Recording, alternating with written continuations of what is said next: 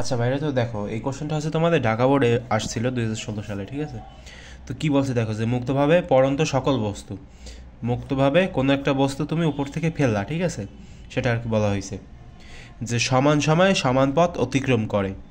হ্যাঁ, এটা একবারে সঠিক। এরপরে এখানে লিখছে যে ভিন্ন ভিন্ন সময়ে ভূপৃষ্ঠে পৌঁছে। আসলে এটা সঠিক না, কারণ কি, এটা এখানে বলা হয়েছে যে ভিন্ন ভিন্ন সময় ভূপৃষ্ঠে পৌঁছে, আসলে কিন্তু ভিন্ন ভিন্ন সময় ভূপৃষ্ঠে পৌঁছায় না, একই সময় কিন্তু ভূপৃষ্ঠে পৌঁছায়, ঠিক আছে? আর এইটা দেখো যে এর অতিক্রান্ত দূরত্ব সময়ের বর্গের সমানুপাতিক। মানে কি বলছে, এই যে এই সূত্র কি তোমরা পড়ছো না, এই সূত্রের কথা বলা হয়েছে আর কি, যে এর অতিক্রান্ত দূরত্ব সময়ের বর্গের, ঠিক আছে, এর অতিক্রান্ত দূরত্ব, এই যে সময়ের যে বর্গ, এর বর্গের সমানুপাতিক। এই হচ্ছে তোমার অতিক্রান্ত যে দূরত্ব, সেই দূরত্ব হচ্ছে তোমার সময়, এটা হচ্ছে টি, হচ্ছে তোমার সময়, সময়ের বর্গের সমানুপাতিক, ঠিক আছে? তো এটা আর কি এখানে বলা হয়েছে। তার মানে কি 1 এবং 3 হচ্ছে তোমার সঠিক। তার মানে আমরা এখানে বলতে পারি যে তোমার উত্তর হচ্ছে খ, ঠিক আছে? আচ্ছা শোনো, এই যে শক টক দেখে আবার ভয়টা পেও না। তো দেখো বিষয়টা হচ্ছে কি, যে এখানে কি চেয়েছে, যে যারটা 10 সেকেন্ড পর গাড়িটার অতিক্রান্ত দূরত্ব কত সেটা আর কি বের করতে চাইছে। তো দেখো আমরা জানি কি এর সমান সমান ইউটি প্লাস হাফ এটি স্কোয়ার, ঠিক আছে, এরকম একটা সূত্র কিন্তু আমরা জানি, কিন্তু এখানে কিন্তু আমরা সেটা ব্যবহার করতে পারবো না। কেন ব্যবহার করতে পারবো না? কারণ এখানে এর যে বিষয়টা সেটা নাই, ঠিক আছে? তো দেখো সেজন্য আমরা কি বের করবো বলো তো, কীভাবে বের করবো? এর সমান সমান এই সূত্র ব্যবহার করবো, U plus V by 2 into T, এই সূত্র আমরা ব্যবহার করবো। এই সূত্রটা একবার মাথায় গেঁথে রাখো। তো দেখো এখানে ইউ কত বলো তো, ইউ হচ্ছে তোমার 0, ঠিক আছে, মানে আদিবেগ, আদিবেগ হচ্ছে তোমার 0। এরপর হচ্ছে তোমার শেষ বেগ কত বলো তো, এখানে কি বলছে যে 10 সেকেন্ড পর গাড়িটার অতিক্রান্ত যে দূরত্ব সেটা আমাদেরকে বের করতে হবে, অর্থাৎ 10 সেকেন্ড পর, অর্থাৎ এই যে 10 সেকেন্ড না, এই 10 সেকেন্ডের কথা বলা হয়েছে। 10 সেকেন্ড পর বেগ কত এর? 10 সেকেন্ড পর বেগ হচ্ছে 5 মিটার পার সেকেন্ড, ঠিক আছে, নিচে হবে 2, আর এখানে হবে তোমার 10, ঠিক আছে? তো এখন একটু ক্যালকুলেশন করো, ক্যালকুলেশন করলে কত আসে সেটা একটু দেখার চেষ্টা করো, যে এখানে কত আসে দেখো, 0 প্লাস 5, ওগুলো তো দেওয়ার দরকার নাই, 2 গুণ হচ্ছে তোমার 10, কত আসে দেখো 25। তো এখানে উত্তরটা হবে তোমার 25, ঠিক আছে? তো এরকমভাবে তোমরা এগুলো বের করতে পারবা যদি ত্বরণ দেওয়া না থাকে। আর তোমরা চাইলে ম্যানুয়ালি ত্বরণ বেরও করতে পারো, কোনো সমস্যা নেই যদি পারো, এ সমস্যা B minus you by T এই সূত্র দিয়ে, ঠিক আছে? কিন্তু সেগুলো দিয়ে করতে একটু ঝামেলা হয়, সেজন্য তোমরা ডাইরেক্ট এই সূত্র ব্যবহার করতে পারো। তো দেখো আমাদের কি বের করতে হবে, দ্রুতি বের করতে হবে, ঠিক আছে? তো কোশ্চেনটা একটু পড়ো, যে কোনো বস্তু 50 সেকেন্ডে, ঠিক আছে, এটা হচ্ছে তোমার টি, এই যে উপরে লিখে রাখছি যে এটা হচ্ছে তোমার টি, এবং 50 সেকেন্ডে 100 মিটার, এটা হচ্ছে তোমার এস, অতিক্রান্ত দূরত্ব। 100 মিটার দূরত্ব অতিক্রম করলে তার দ্রুতি কত হবে সেটা আমাদেরকে বের করতে হবে। আমাদের কি কি লাগবে বলো তো? দ্রুতি বের করতে হলে আমাদের লাগবে হচ্ছে তোমার এর যে দূরত্ব সেটা লাগবে, দূরত্ব বাই হচ্ছে তোমার সময়, ঠিক আছে? দূরত্ব হচ্ছে তোমার, দূরত্বের যে একক সেটা হচ্ছে তোমার মিটার, এবং সময়ের একক হচ্ছে তোমার সেকেন্ড, ঠিক আছে? তো যাই হোক সেটা কোনো বিষয় না আমাদের। তো দেখো এখানে দূরত্ব দেওয়া আছে কত বলো তো, এস সমান সমান 100 মিটার, ঠিক আছে, এবং এর যে সময় দেওয়া আছে টি সমান সমান হচ্ছে তোমার 50। তো এগুলো তো একবারে ইজি, একবারে বসিয়ে দেওয়া, শেষ খেলা। 100 মিটার বাই আছে তোমার 5 কি বলো তো, 50 সরি 50 সেকেন্ড। আচ্ছা দেখো করো তো, মানে কাটাকাটি করো, দেখো কত আসে 2, ঠিক আছে? তো এখানে আমাদের দ্রুতি হবে কত, 2 মিটার পার সেকেন্ড, এটা হচ্ছে আমাদের অ্যান্সার, বুঝলে? তো দেখতেই পাচ্ছ একবারে খুব সহজ, ঠিক আছে? তো এরকমভাবে তোমরা দ্রুতি বের করে ফেলতে পারবে যদি কিনা তোমার হচ্ছে দূরত্ব আর হচ্ছে তোমার সময় দেওয়া থাকে, বুঝলে? এটা আগে পড়ো যে কী লেখা হয়েছে, যে 10 মিটার পার সেকেন্ড সমবেগে চলমান 1 কেজি বস্তুর ত্বরণ কত? তো তোমরা ত্বরণ বলতে কী বোঝো বলো তো? তোমরা, আমি জানি না যে তোমরা ত্বরণ বলতে কী বোঝো, কিন্তু ত্বরণের যে অরিজিনাল যে ডেফিনেশন সেখান থেকে আর কি এটা বোঝা যায় যে ত্বরণ মানে হচ্ছে কি, যে তোমার বেগের পরিবর্তন, ঠিক আছে, তোমার অসম বেগ থাকতে হবে, ঠিক আছে, যেখানে প্রথমে একটা বেগ থাকবে, পরে হচ্ছে অন্য আর একটা বেগ হবে, সেরকম যদি হয় তাহলে সেটা হচ্ছে তোমার ত্বরণ। কিন্তু আমরা একটা সূত্র জানি, যে দ্বারা একটু পরে আসছি সেই ব্যাপারটায়, আমরা একটা সূত্র জানি যে V minus you by T, এটা হচ্ছে তোমার ত্বরণের সূত্র, নাকি? মানে তোমার শেষ বেগ হচ্ছে তোমার একটা হবে, আদি বেগ হবে আর একটা, সেটাকে তুমি টি দিয়ে ভাগ করবে, ত্বরণ বের হবে, ঠিক আছে, ভালো কথা, এটা মানলাম আমরাই।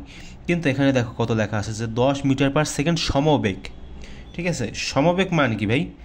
যদি তোমাকে সমবেগের কথা বলা হয় তাহলে তোমার বুঝতে হবে যে সেখানে ত্বরণ নাই, কারণ বেগটা সেখানে সমান, সেখানে অসম কোনো বেগ নাই, ঠিক আছে। ত্বরণ মানেই হচ্ছে তোমার অসম বেগ। এই প্রথমে একটু জোরে চলবে, এরপর হচ্ছে আস্তে চলবে, এরপর আবার একটু জোরসে চলবে, এরপর আবার একটু আস্তে চলবে, এরকম যদি বোঝায় তাহলে সেটা হচ্ছে তোমার ত্বরণ, ঠিক আছে। একটাকে হচ্ছে আমরা মন্দন বলি, আর একটাকে ত্বরণ বলি, ওই একই আর কি, সিস্টেম একই, কিন্তু সমবেগের ক্ষেত্রে সম্পূর্ণ এটা ভিন্ন। তার মানে কি বলো তো, এখানে 1 কেজি বস্তুর দিয়েও আমাদের কিছু হবে না আর কি। তার মানে কি, বস্তুর ত্বরণ হবে তোমার 0 মিটার/সেকেন্ড স্কোয়ার। কেন? কারণ এখানে তো সমবেগের কথা বলা হয়েছে ভাই, এখানে তো অন্য কিছুর কথা বলা হয় নাই। তো তোমাদেরকে এটা একটু বুঝতে হবে, এগুলো একটু তোমাদের মাথায় গেঁথে রাখতে হবে যে বিষয়টা কি বলা হয়েছে, যে ত্বরণের যে অরিজিনাল যে ডেফিনেশন সেটা দ্বারা কী বোঝায় সেটা, ঠিক আছে। তো মূলত অসমবেগ যেহেতু নাই, তার মানে এখানে ত্বরণ হয় নাই। আচ্ছা, তো দেখো বিষয়টা কি, একটু ভালোভাবে কোশ্চেনটা পড়ো, যে স্থির অবস্থান থেকে সুষম ত্বরণে, ঠিক আছে। সুষম মানে কি ভাই? সুষম মানে হচ্ছে তোমার ত্বরণ আস্তে আস্তে আস্তে আস্তে আস্তে আস্তে বাড়তে থাকবে, ঠিক আছে, সেটা হচ্ছে তোমার সুষম ত্বরণ। তো সুষম ত্বরণে চলতে থাকা কোনো বস্তুর ক্ষেত্রে কোনটি সঠিক হবে, এটা হচ্ছে তোমার উচ্চতর দক্ষতামূলক একটা কোশ্চেন। তো দেখো আমি এখানে উত্তরটা আগেই লিখে রাখছি, লেখার কারণ আছে আর কি, যেহেতু খুব সহজে শেষ করে দেবো সেজন্য। তো দেখো গতির সমীকরণ থেকে আমরা এখানে দেখো স্থির অবস্থান থেকে সুষম ত্বরণে, ঠিক আছে, এই জিনিসটা না, এই জিনিসটা একটু মাথায় গেঁথে রাখো। চলতে থাকা কোনো বস্তুর ক্ষেত্রে কোনটি সঠিক, ঠিক আছে, মানে এখান থেকে তোমাকে বলছে যে কোনটি সঠিক। তো দেখো আমরা কি জানি বলো তো, গতির সমীকরণ থেকে আমরা জানি যে বি সমান সমান আছে তোমার ইউ প্লাস এটি। কিন্তু এখানে একটা বিষয়, আর একটা সূত্র আছে তোমার ভি সমান সমান এটি, ঠিক আছে, দুইটা সূত্র, একটা হচ্ছে তোমার ভি সমান সমান ইউ প্লাস এটি, আর একটা হচ্ছে তোমার ভি সমান সমান এটি। এখানে দেখো তো স্থিরের কথা বলা হয়েছে না, তার মানে কি ইউ সমান সমান কত ভাই? ইউ সমান সমান হচ্ছে তোমার 0, তার মানে কি এটা হচ্ছে তোমার ভ্যানিশ, ঠিক আছে, তার মানে বি সমান সমান এটি। আচ্ছা মানলাম। তো এখন সুষম ত্বরণে চলমান বলে বস্তুর ত্বরণ ধ্রুব থাকে, ঠিক আছে। এখন যেহেতু এর মানটা ধ্রুব, ঠিক আছে, সেহেতু ভিটা কার ওপর নির্ভরশীল ভাই? ভিটা হচ্ছে তোমার টি এর ওপর নির্ভরশীল। অর্থাৎ মনে করো যে টি এর মান যদি বাড়ে না তাহলে তোমার ভি এর মান বাড়বে, টি এর মান যদি কমে তাহলে তোমার ভি এর মান অর্থাৎ বেগটা কমবে। এটা সম্পূর্ণ এখন সময়ের ওপর নির্ভরশীল। সেজন্য আমরা বলতে পারি কি, যে ভি সমানুপাতিক হচ্ছে তোমার টি। এটা আরও বিস্তারিতভাবে বলা যায়, কিন্তু যেহেতু আমি এগুলো হচ্ছে তোমার এমসিকিউ শর্ট ভিডিও, সেজন্য একটু তাড়াতাড়ি করে শেষ করে দিচ্ছি, ঠিক আছে। তো তোমরা আবার কিছু মনে করিও না, আমি যতটুকু বুঝিয়েছি তোমরা যদি খুব ভালোভাবে শোনো এবং যদি খেয়াল করো তাহলে তোমরা বুঝে যাবো খুব সহজে, ঠিক আছে। তো যদি না বোঝো আবার একটু রিপিট করে দেখো। এই যে কোশ্চেনটা, এটা তোমাদের দেখানো আমার মনে হয় না যে প্রয়োজন, কারণ এগুলো তোমরা সবাই জানো যে জি সমান সমান হচ্ছে তোমার GM/r²। এটা হচ্ছে তোমার কোশ্চেনটা কী আছে দেখো তো, যে ভূপৃষ্ঠে অভিকর্ষ ত্বরণ জি এর রাশিমালা কোনটি, সেটা জানতে চাওয়া হয়েছে। তো জি সমান সমান GM/r², এই সূত্রটা সবসময় মনে রাখবা। তোমার ওই যে 9.8 মিটার/সেকেন্ড স্কোয়ার, মানে অভিকর্ষ ত্বরণের যে উত্তরটা না 9.8, সেটা কিন্তু এখান থেকেই আসছে। অর্থাৎ তুমি যদি জি এর জায়গায় জি এর মান, এম হচ্ছে তোমার পৃথিবীর যে ভর, সেটা আর হচ্ছে তোমার পৃথিবীর যে ব্যাসার্ধ, এগুলো যদি তুমি বসিয়ে দাও না, তাহলে কিন্তু জি এর মান বের হয়ে আসবে। আর যদি তোমাদের এই যে জি এর মান, এম এর মান যদি মুখস্থ নাও থাকে, তোমরা ক্যালকুলেটর প্রেস করে এরপর কিন্তু আনতে পারবা। কোথায় প্রেস করবা? হোম মেনুতে না, ক্যাটালগে যাবা, ক্যাটালগে যাওয়ার পরে হচ্ছে তোমার সায়েন্টিফিক কনস্ট্যান্টসগুলো আছে না, এখানে যাবা, এখানে ইউনিভার্সাল লেখা আছে, এই দেখো এখানে জি এর মান লেখা আছে। তো জি এর মান বের করতে পারলা 6.6743, এগুলো আর কি অনেকগুলো আসছে, তোমরা চাইলে ছোটো করে নিতে পারো, সমস্যা নেই। তো এরকমভাবে তোমরা ক্যালকুলেটার দিয়ে বের করে নিতে পারবো, কোনো সমস্যা নেই। আর হচ্ছে আমার ক্যালকুলেটার হ্যাক্স নামে একটা প্লে লিস্ট আছে, সেখানে ক্যালকুলেটার সম্পর্কে বিস্তারিত ভিডিও আছে, সেখান থেকেও চাইলে তোমরা দেখে নিতে পারো, ঠিক আছে। তাহলে তোমরা একটু বিস্তারিতভাবে এগুলো বের করতে মানে করা শিখে যাবে কোনটি সঠিক। তো এখানে অনেকগুলো দেওয়া আছে, তো তোমাদের বের করতে হবে যে নিচের কোনটা সঠিক। এখন এখানে আমি আগে দাগিয়ে রাখছি, আসলে দাগানোটা উচিত হয়নি। তো দেখো আগে তোমাদের এই পড়ন্ত বস্তু যে 3 নম্বর যে সূত্রটা আছে না তোমাদের বইতে, সেটা আছে তোমাদের আগে পড়তে হবে, ঠিক আছে, ভালোভাবে পড়বা। কী লেখা আছে সেখানে, যে স্থির অবস্থান থেকে বিনা বাধায় পড়ন্ত বস্তু নির্দিষ্ট সময় যে দূরত্ব অতিক্রম করে, তোমাদেরকে একটু বুঝিয়ে দেই। তো স্থির অবস্থান থেকে, ঠিক আছে, মনে করো এই একটা বিল্ডিং, ঠিক আছে, সাপোজ মনে করো, তো বিনা বাধায় একটা বস্তু, মনে করো একটা বল, সেটা আর কি বিনা বাধায় উপর থেকে নিচে পড়তেছে, ঠিক আছে। বিনা বাধায় পড়ন্ত বস্তু নির্দিষ্ট সময় যে দূরত্ব অতিক্রম করে, মনে করো নির্দিষ্ট সময় সে এই যে দূরত্বটা না, এটা হচ্ছে তোমার এইচ, নির্দিষ্ট সময় যে দূরত্ব অতিক্রম করে তা ওই সময়ের বর্গের সমানুপাতিক। অর্থাৎ মনে করো যে এই দূরত্বটা হচ্ছে তোমার এইচ, একবার ঠান্ডা মাথায় দেখার চেষ্টা করো যে এই দূরত্বটা হচ্ছে তোমার এইচ, এবং মনে করো যে ওই সময়টা হচ্ছে যে 1.8 সেকেন্ড, বা তুমি যা ইচ্ছে তোমার সেগুলো তুমি মনে ভাবতে পারো। আমি এটা ভাবলাম যে সময়টা হচ্ছে তখন 1.8 সেকেন্ড, এবং যে দূরত্ব অতিক্রম করছে সেটা হচ্ছে তোমার এইচ। তো সম্পর্কটা যদি এরকম হয় যে যে দূরত্ব অতিক্রম করছে সেটা হচ্ছে তোমার এইচ এবং সময় ছিল তখন 1.8 সেকেন্ড, ঠিক আছে, তাহলে ওই এইচ সমানুপাতিক হবে তোমার টি স্কোয়ার, অর্থাৎ তোমার টি স্কোয়ার হচ্ছে তোমার বর্গ, ঠিক আছে, এইচ সমানুপাতিক টি স্কোয়ার হবে। যে দূরত্ব অতিক্রম করে তা ওই সময়ের বর্গের সমানুপাতিক, ঠিক আছে, তা ওই সময়ের বর্গের সমানুপাতিক, অর্থাৎ এই যে 1.8 এটার ওপর হবে তোমার স্কোয়ার এবং যে দূরত্ব অতিক্রম করছে সেটা হবে তোমার এইচ, ঠিক আছে, যেহেতু সময়ের বর্গ তাই হবে তোমার টি স্কোয়ার, ঠিক আছে।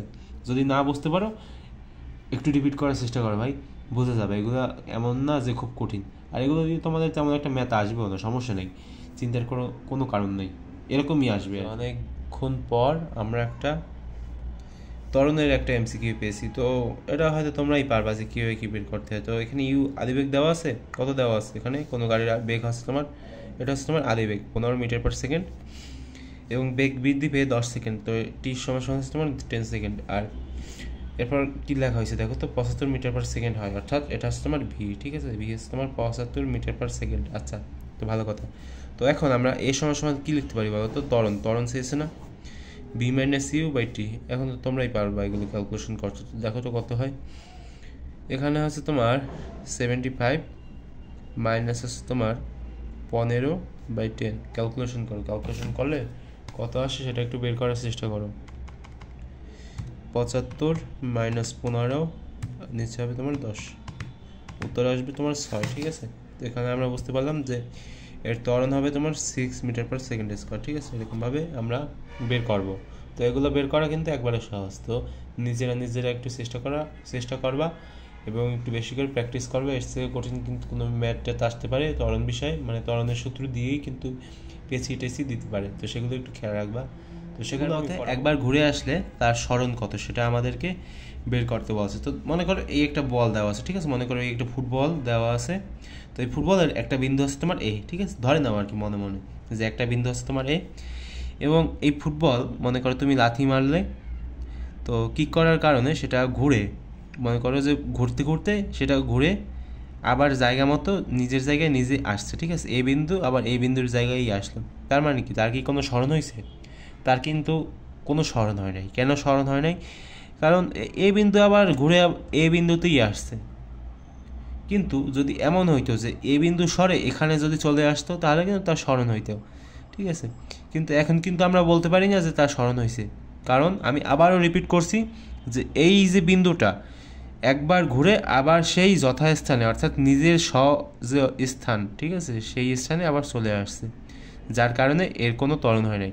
আমরা জানি যে কোনো একটা বস্তু যদি ত্বরণ হয় তাহলে আমরা মূলত কী বুঝি বলো তো, এ বিন্দু থেকে বি বিন্দুতে কোনো একটা যদি বস্তু যায়, ঠিক আছে, মনে করো এ বিন্দুতে আগে ছিল, সেখান থেকে সে বি বিন্দুতে গেল, ঠিক আছে, মনে করো এই যে একটা দূরত্বের সৃষ্টি হয়েছে না, তার মানে কি তার স্মরণ হয়েছে। কিন্তু এখানে তো তার কোনো দূরত্বের সৃষ্টি হয় নাই, সে আগেও যেখানে ছিল এখনও সেখানে, সেজন্য তার স্মরণ কত বলো তো, 0, ঠিক আছে। এটা হচ্ছে তোমার ব্যাখ্যা, এবং আমি হয়তো অনেক হয়তো পেঁচিয়ে ফেলছি, তো যদি পেঁচিয়ে ফেলি তাহলে আমি খুবই দুঃখিত। তোমাদের যদি কোনো বুঝতে সমস্যা হয় তাহলে তোমরা আবার রিপিট করতে পারো, ঠিক আছে। আর যদি তোমরা এই যে গতি অধ্যায় নিয়ে আরও কিছু দেখতে চাও, মানে ভিডিও টিডিও বা আরও কিছু ক্লাস যদি করতে চাও, তাহলে দেখো আমার প্লে লিস্ট করা আছে এই চ্যানেলে, সেখানে গিয়ে এরপর দেখতে পারো।